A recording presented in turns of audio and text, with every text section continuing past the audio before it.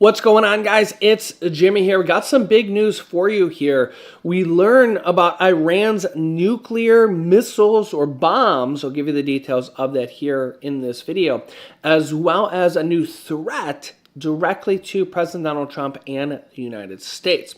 Also, some big changes happening with your money for millions and millions of Americans, and we'll go over that here in this video as well. So let's jump right in. We are live right here on the It's Jimmy Show on YouTube. Let me know if you can see and hear me. Type yes in the chat, or let me know where you're tuning in from, your city, state, or even your country, as we have people tuning in here from all around the globe. Don't forget to hit that like button for me here and subscribe down below so you don't miss out on new videos and help me reach 500,000 subscribers. Take a look here. Okay, we're learning new details here because of satellite images. And it is Iran is at work on new missile and nuclear sites. And the rest of the world is pretty shaky on this. Iran appears to have rapidly repaired several ballistic missile facilities damaged in the strike by President Donald Trump. But it has made only limited fixes to major nuclear sites struck by Israel and the United States, a New York Times analyst of satellite imagery suggests. The uneven pace of reconstructions offers clues about Iran's military priorities as the U.S. amasses forces near Iran, and President Donald Trump weighs new military action. If the United States were to attack, Iran would most likely retaliate against the United States with ballistic missiles targeting Israel and U.S. assets in the region. And experts are warning that action should be taken against Iran. Take a listen. Coming to the table to talk nuclear politics with the U.S., but are they ready to give up their program? Let's bring in retired Navy commander and former USS Cole Commander Kirk Lippold. Commander, it's great to have you here. What do you make of where these talks in these negotiations may stand? Good morning, Griff. Thank you for having me on. When you look at the negotiations themselves, it's good that we're negotiating. The bottom line for the United States is we want to make sure that three key items are on the table: the nuclear weapons program that Iran continues to pursue, the ballistic missile program, which is in violation of international law and UN sanctions, and the proxy groups throughout the Middle East that have destabilized the region. Iran doesn't want to do any of those things. They want to continue, especially the nuclear program. While the negotiations are good, I think they are fraught with the fact that they might fail because of Iran's track record in the past and the fact that they always use negotiations to stall, not actually come to an agreement. Kirk, in the Wall Street Journal op-ed Friday, they say this: Iran returns to its negotiating stall. In the op-ed, they write, Mr. Trump said Wednesday that Iran had sought to restart its nuclear program at an old site and a new site. It has rapidly restored its ballistic missile program. It sent Hezbollah $1 billion to rebuild in 2025. Even as the Iranian people suffered more privation, it defied Mr. Trump's warnings and massacred those people by the thousands when they spoke up. This is a picture of a regime digging in, not changing its ways. It comes with the backdrop, Kirk, that it appears the regime may never have been at a weaker point. What do you make of that? I think you're absolutely right, Griff. When you look at it, the Iranian regime right now, the Ayatollah and the mullahs, are acting as if they are backed into a corner. They are reacting in a manner that they have relied on for over 50 years. And at the end of the day, we're going to have to hold them accountable. We're going to have to find a way that we are going to pressure them. Clearly, Midnight Hammer, when we struck the nuclear sites with the help of Israel taking out air defense, was a key component of that because it showed the Iranians we are willing to react. We are willing to react unilaterally, and we have a large armada, large carrier strike group with the Abraham Lincoln and other ships there in the region. And we're doing that not just as a show of force, but as we continue to flow in air defense to make sure that we can protect our allies and partners throughout the region, because Iran will lash out.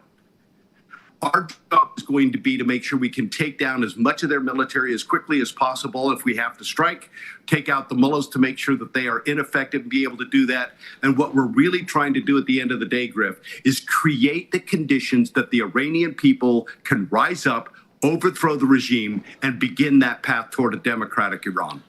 And you rightfully point out, Kirk, that they saw Operation Midnight Hammer. They know what we're bringing to the table, so it would be in their best interest to negotiate. Now, Iran is saying that if the U.S. attacks them, that Iran will strike U.S. bases in the region with U.S. military personnel there. Iran will strike U.S. bases in the Middle East if they're attacked by U.S. forces that have amassed in the region. Its foreign minister just said, insisting that this should not be seen as an attack on the countries hosting them. Their foreign minister spoke to a TV station a day after Tehran and Washington pledged to continue indirect nuclear talks, but can we trust Iran at all, especially with their current political problems? And if you've seen my previous video, I'll link you to that here in a moment. The Pentagon just sent out a warning that they're preparing for attacks on the U.S. homeland. So, yeah, some serious problems here, and it just seems like nothing is getting better. Except for the stock market, that is, where people's 401ks, IRAs, retirement funds, and regular money in the stock market has been booming. Take a listen. Let's bring in former Trump senior economist Steve Moore. He's on the phone with us now. This is a big day. Pop the champagne, put on the party hat, Steve. Amazing, guys. And, you know, I want to tell you a story. When I first came to Washington in around 1982, the Dow was, believe it or not, the Dow was at a 1,000. And think about that. Here we are 40-some years later, and the Dow isn't at 1,000. It's at 50,000. So what we have lived through in the recent decades has been the greatest period of wealth creation in the history of the world. And people who invested early in this incredible boom market have made so much money.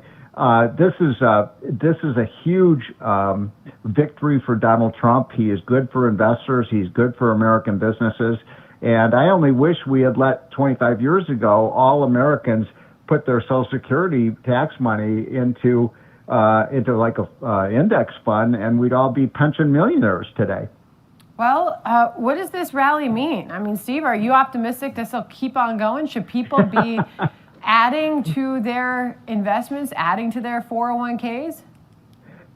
Yeah, look, I mean, the lesson of the last 40 or 50 years is that when we get our policies right, when we get our taxes down, when we deregulate the economy, when we let our businesses be prosperous, there's no question that this could continue. And Sandra, this can continue, especially given that we're headed to a new era of spectacular productivity improvements in terms of artificial intelligence, robotics, that are going to make so many of our businesses so incredibly productive.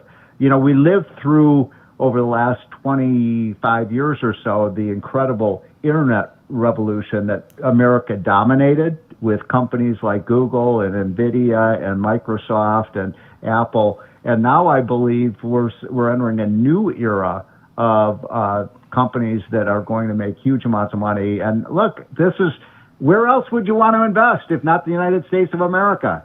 Yeah. You know, Steve, I jokingly predicted this last year. I couldn't even remember exactly when I said it, but Kathy Van Atta, who's clearly a dedicated viewer, writes me to say, I predicted that on April 3rd, 2026, the Dow would be at 50,000. So thank you, Kathy, for reminding me of that. Wow. But Steve, you know, we point out that while the trend has always been up, you know, we have had some dips. What could possibly derail where we are now? Well, first of all, let me put this also in perspective. Let's say that the next 40 years are as good as the last 40 years. You ready for this? Then we're talking about Dow 1 million. Oh. So that answers Sanders' question. If we can keep this up, we're going to see amazing rises in values of American businesses. Now, what could disrupt this? Well, tax increases, trade wars, disruptions. And, one thing that really worries a lot of investors is whether this national debt and the massive amounts of spending and debt in this economy, whether this is going to tank the economy. It hasn't happened. It hasn't happened yet, but it is a worry, and that's why some fiscal responsibility in Washington would go a long way. All right, we'll see what happens with interest rates as well, right? That's the next uncertainty. Well, that's the other one. Yeah. Yeah. I mean, my gosh, if we could get imagine, Sandra, if we can get that mortgage rate down to, say, 5%, then you're going to see one of the biggest booms in housing you ever saw. Yeah, and he posed an interesting question there. Something that Congress has been considering is putting a portion of Social Security money into the stock and bond market, creating a diversified portfolio that would grow more over time than just U.S. Treasuries, which is what Social Security is basically in, their own form of U.S. Treasuries. Okay, so this is actually a pretty good one. However, they've waited so long that the Social Security Trust Fund keeps going down and down and down and down in the amount left in the Social Security Trust Fund every year, that by the time they actually do something like this, will there even be enough money in there to make a change? Because remember, you have tens of millions of people taking money out every day. Okay, so it's like you heard there, it's something that should have been done 25 years ago. Put half the money into stocks and bonds, even half and half, right? Instead of just U.S. Treasuries, which historically performs much, much lower. Yeah, if you actually look at this here, what is the average S&P 500 return for the last 20 years? This is basically the top 500 companies in the United States. The average return over the last 20 years is 11.0%, which is amazing. And in fact, another website that tracks this says in the last 33 years, the S&P 500 has a compound annual growth rate of 11.02%. Wow. Which shows that just buying and holding stocks typically, at least historically, has shown out to be a good return. Last year, the first year underneath President Donald Trump, 17.88% total return for the S&P 500. The last year of Biden's presidency was 2024 was up by 25%, 25.02%, and 2023 was up 26.29%. 2022 was a down year, negative 18%, probably a good time to buy. And 2021 was the first year of Biden's presidency, was up 28.71%.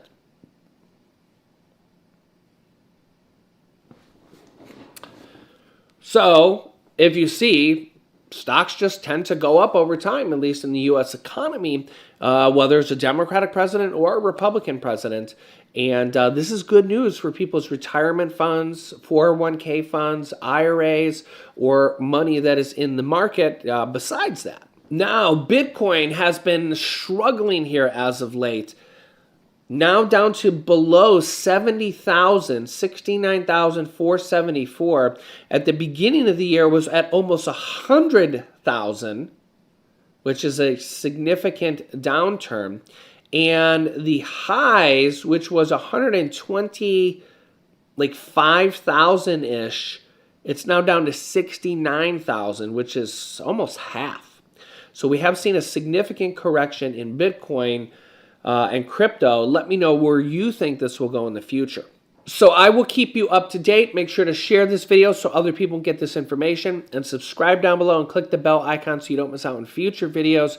I will keep you up to date and help me reach 500,000 subscribers. Click here to see the Pentagon preparing U.S. cities for nuclear attacks, or click here to see a new deadly virus spreading rapidly. Thanks for watching, and I'll see you in the next video.